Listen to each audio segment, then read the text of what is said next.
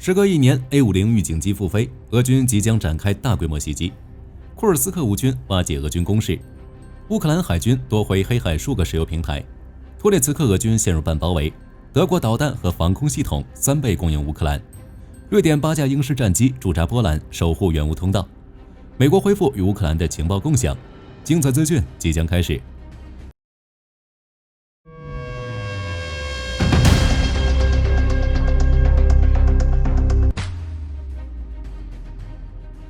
综合国防快车和今日早报3月10日报道，自2024年1月，乌军利用美国提供的情报和爱国者防空系统击落俄军 A50U 预警机后，俄罗斯将 A50U 预警机的行动暂停了1年。如今趁着美国暂停与乌克兰共享情报，加上前2天通过空袭大量消耗了乌军防空导弹，在这样的形势下，俄罗斯首次恢复了 A50U 预警机的飞行活动。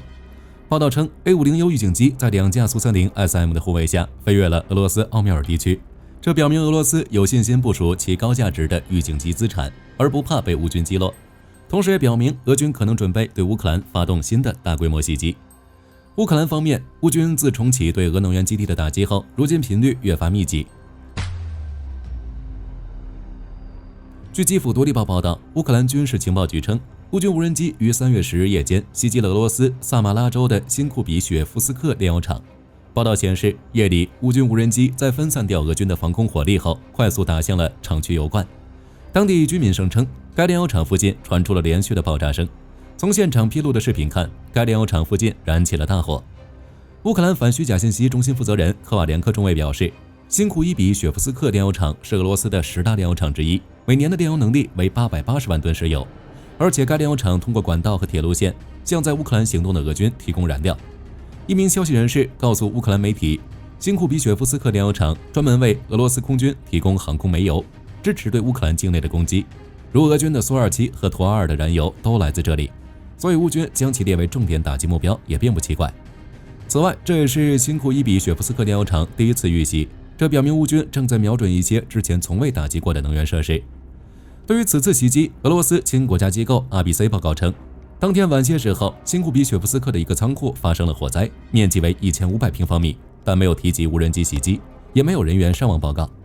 俄罗斯国防部则声称，其防空部队一夜之间击落了9架乌军无人机，其中3架在萨马拉州上空，各有2架在乌罗涅日州和奥缪尔州上空，各有1架在别尔哥罗德和库尔斯克州上空。据基辅独立报报道，乌总司令希尔斯基在3月10日表示，乌军目前在库尔斯克州没有受到包围的威胁，在投入全部预备队后，前线乌军已经稳住战线，并将俄军攻势逐步瓦解。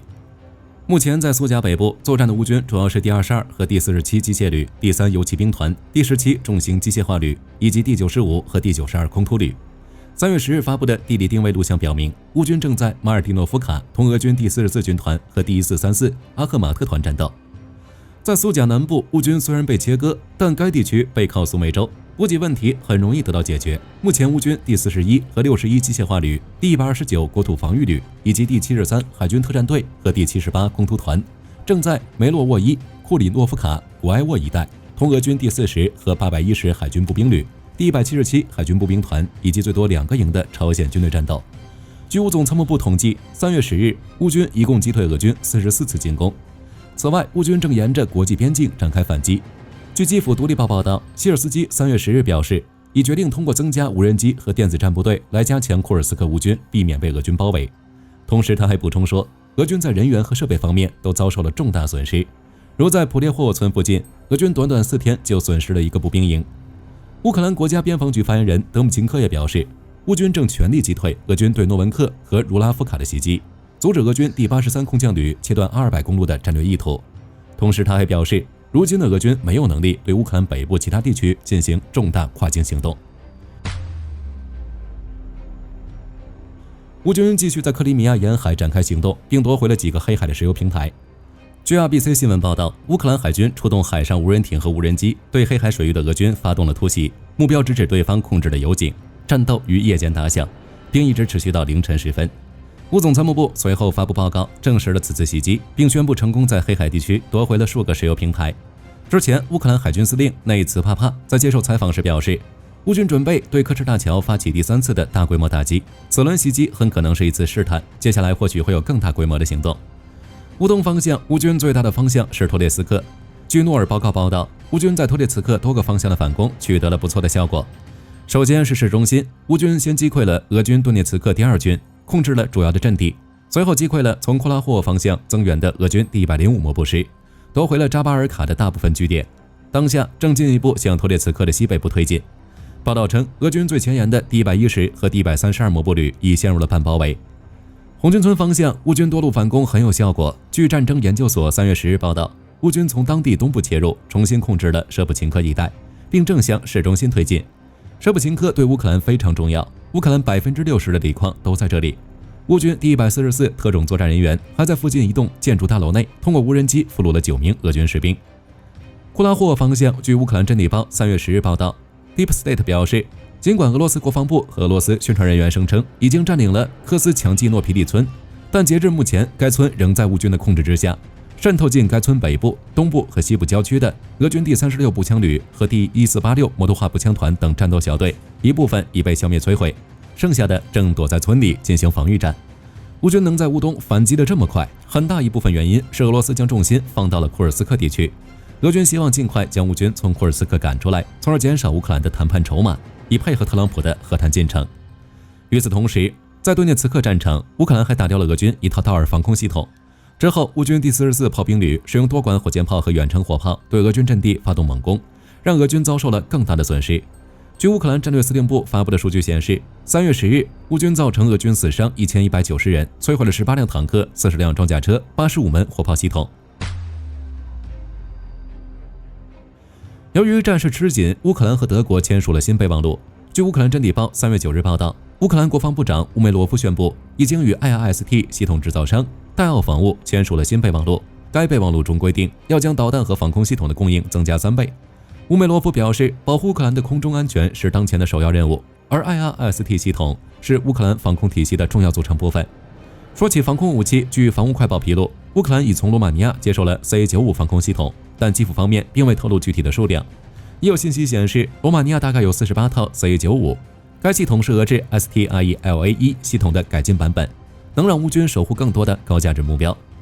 法新社也报道称，瑞典将派遣8架鹰式战斗机和其地面人员，共约110人，到波兰展开为期3个月的空中巡逻任务。瑞典国防部长帕尔琼森指出，这是瑞典战机首次从一个盟国的领土上参与空中警戒行动。瑞典首相发文称，瑞典将与北约盟友一起，确保运往乌克兰的武器和援助到达目的地。这项决定在加强乌克兰的同时，也将使整个欧洲和瑞典更加安全。此外，据基辅独立报报道，英国首相斯塔默将于3月15日主持一次虚拟峰会，以讨论对乌克兰的支持。同时，据金融时报报道，英国外交大臣戴维·拉米承诺解冻，出售切尔西足球部所获得的23亿英镑，用于帮助乌克兰。自由时报3月10日报道，法国国防部长勒克努证实称，援助乌克兰的幻象2000战机将配备 AESM 增程制导炸弹，有效强化其对地打击能力。此前，法国幻象2000进行了测试，其装载量高达6枚 AESM 250。报道另外指出，由于法国赛丰集团研发射程至少70公里的铁锤炸弹，主要由尾段的增程推进套件、中段炸弹本体以及顶部导引套件组成，除可选装威力不同的 MK82、MK84 等弹药，亦可选配具有中端红外线、镭射模组的导引头，来满足不同作战需求。该武器现已由乌军苏25、米格29等战机挂载，投入对地打击的实战任务。如前不久，一架乌军的米格29战机就使用法国 AESM 航空炸弹摧毁了库尔斯克州特特金诺市一栋有俄军步兵的房屋。至于乌克兰自身的提升，据战争研究所报道，乌克兰国防部长采购政策司司长卡涅夫斯基3月10日报告称，乌克兰国防部计划在2025年从国内生产商那里花费24亿美元购买大约450万架 FPV 无人机。同时，乌克兰装甲有限责任公司首席执行官贝尔巴斯也于3月10日宣布，该公司有望在2025年生产至少50%的 NOVA TOR 装甲车，帮助前线乌军战斗。乌克兰和欧洲都在尽一切努力提高自己，只是还需要时间。斯德哥尔摩国际和平研究所3月10日发布的报告显示，欧洲的北约成员国对美国武器的依赖比以前更加严重。报告显示，2020年至2024年期间，欧洲武器进口量与2015年至2019年相比猛增了155%。在2015年至2019年期间，美国供应了欧洲北约成员国约52%的军事装备。在随后的5年内，这一比例更是上升至64%。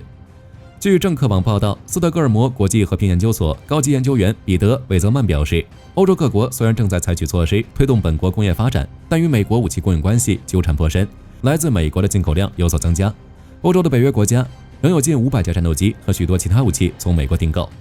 此外，斯德哥尔摩国际和平研究所的报告还显示，向欧洲北约国家出售武器的其他主要国家虽然还有法国、韩国、德国和以色列，但却比不上美国。同时，在2020年到2024年期间，乌克兰已成为世界上最大的武器进口国，其中大部分武器来自美国、德国和波兰。乌克兰和美国代表团于3月11日在沙特阿拉伯吉达举行关于结束俄罗斯战争的会谈，预计与会者将讨论美国和乌克兰之间的潜在停火方案和矿产资源协议。虽然结果尚不可知，但在会谈前夕，路透社3月9日援引2名美国官员的话报道称，美国计划利用3月11日在沙特阿拉伯举行的美乌会谈来确定乌克兰是否愿意向俄罗斯做出实质性让步以结束战争。其中一名美国官员表示，乌克兰不能在即将举行的会谈中同时说我想要和平和我拒绝在任何事情上妥协。报道还提到，特朗普在空军1号上告诉记者，暂停与乌克兰共享情报的措施即将解除。我相信我们本周将取得重大进展，他们会签署矿产协议，但我希望他们渴望和平，他们还没有表现出应有的程度。很明显，特朗普的话表明，是否恢复与乌克兰分享情报，据此次乌克兰在沙特会谈上的表现有关。此外，《卫报》也报道称，美国国务卿马尔科·卢比奥3月10日在前往吉达的途中告诉记者，如果本周在沙特阿拉伯与基辅的谈判取得进展，美国可能会恢复对乌克兰的军事援助。美国态度已经明确，那俄乌双方目前对和谈是什么态度呢？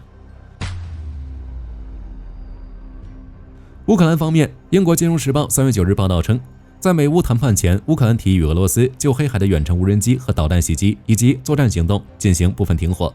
乌克兰媒体 SUSP-ILNE 则于3月10日报道称，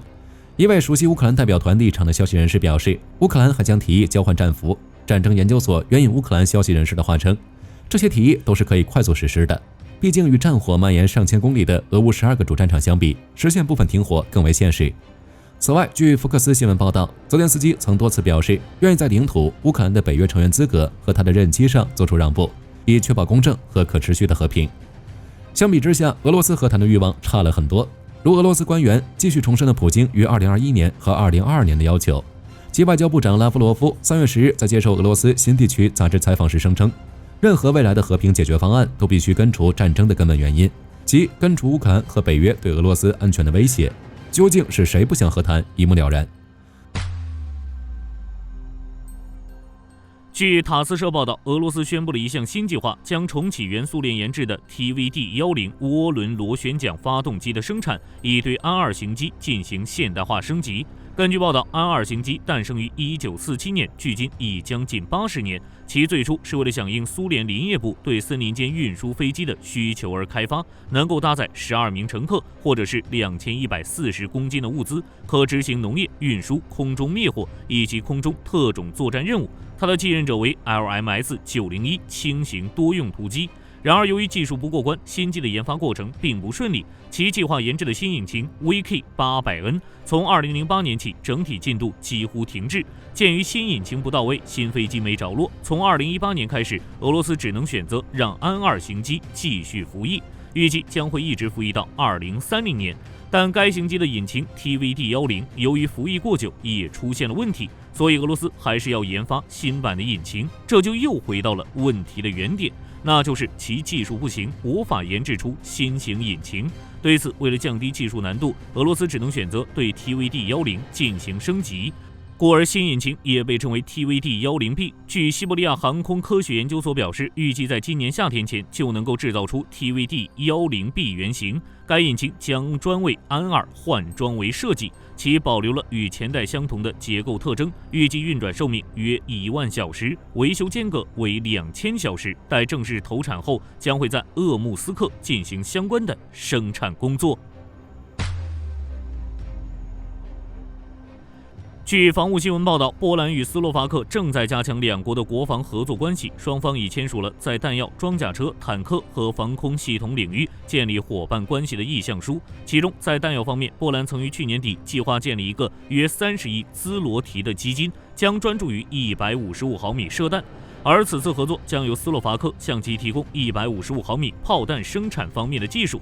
在装甲车方面，双方将联合生产8轮 Rosmark 装甲战车。该车由波兰 PGZ 集团在芬兰帕特里亚公司的许可下制造。按照计划，新生产的车型将配备由斯洛伐克的 Trara 30遥控炮塔。在坦克方面，波兰曾与韩国签署一份协议，其采购1000辆 K2 坦克，其中首批180辆由韩国生产。在这批坦克交付后，后续坦克将在波兰本土生产。目前，波兰计划借此向斯洛伐克提供该型坦克，同时斯洛伐克也计划采购新坦克，其中英国的 CV90120和德国的豹2 A8被视为该国最可能的选项之一。然而，在波兰提出此项计划后，斯洛伐克正在重新评估新坦克类型。在防空系统方面，斯洛伐克计划采购波兰的 Pre-Run 便携式防空系统，该系统目前已出口到欧洲、美洲等多个国家，且在乌俄战场中，乌军曾利用这款系统有效抵抗了俄罗斯的入侵，实战效果显著，因此该系统可能会成为斯洛伐克重要的空防解决方案。据战区报道，作为先进5代机的 F2 战机，由于缺乏对应的头盔显示系统，这使得其整体战力一度遭受质疑。对此，美国制定了 F2 战机的头盔计划，最初是要整合普遍使用的联合头盔指示系统，但因存在诸多问题，该计划被暂时取消了。随后，美军又于去年9月提出了 F2 战机开放系统战术头盔显示器计划，将为其挑选最适配的头盔系统。根据报道，目前美国正在研发的天蝎头盔系统已取得了最新进展，未来将率先整合至驻夏威夷的国民警卫队第199中队的 F2 战机上。如果效果良好，后续将会推广至所有的 F2 机队中。这款新推出的天蝎头盔系统与联合头盔指挥系统相比，具有3大优势。其投射效果更好，联合头盔指示系统只能投射单色调，而天蝎头盔系统则可投射彩色客制化信号，能够帮助机组人员更快速地解读所显示的信息，例如武器瞄准、导航、侦测器和各项数据等。此外，天蝎系统还能利用扩增实境技术投影飞行员周围的敌友位置。其二，兼容性更强，联合头盔指示系统与夜视镜不兼容，而天蝎头盔系统则使用窗格状的单片镜，能够轻松安插于护目镜下方。其三，成本效益更高。天蝎头盔系统采用模块化设计，在进行系统升级时，只需替换波导显示器，而不用采购全新的头盔系统。据康斯伯格公司声明，丹麦国防部与挪威康斯伯格公司签署了一项价值21亿挪威克朗的合同，用来采购海军打击导弹，并装备于丹麦海军的5艘护卫舰。另据丹麦国防部新闻稿，由于该国此前曾军援乌克兰鱼叉反舰导弹，预计这批新采购的海军打击导弹将会在2027年至2030年交付，届时将会替代鱼叉反舰导弹，以维持丹麦海军整体战力不受影响。同时，丹麦还借此成为了第14个采购该型导弹的国家。此前，美国、英国、德国和波兰等国家均已采用该型导弹。据路透社报道，俄军一架苏35战机曾于3月2日在地中海国际空域多次逼近法军的 MQ9 无人机。当时这架苏35还悬挂着多枚空导弹，已经对这些无人机构成了直接威胁。随后，法国国防部长勒克尔尼对此表示强烈谴责，并称这是故意且具有侵略性的行为，目的是限制该国无人机在公共区域进行自由飞行。同时，法国国防部也已向北约盟国提出建议，要求对俄罗斯实施更严厉的制裁和军事回应。事实上，这并非俄军战机首次逼近其他国家的无人机。例如，俄军曾于2023年7月在叙利亚上空也是出动一架苏35战机，并逼近3架美军 MQ9 无人机，导致这些无人机不得不紧急规避。如今，类似的事件再次上演，而对象则变为了法国。随着乌俄战争的不断发展，俄罗斯的这些行为已被越来越多的媒体解读为是在对北约的空中侦察能力进行试探。好了，本期节目到这里就结束了。A50复飞将为俄罗斯带来大量情报，俄军会将打击目标放在哪里？欢迎在评论区留言讨论。我是火力军，下期再见。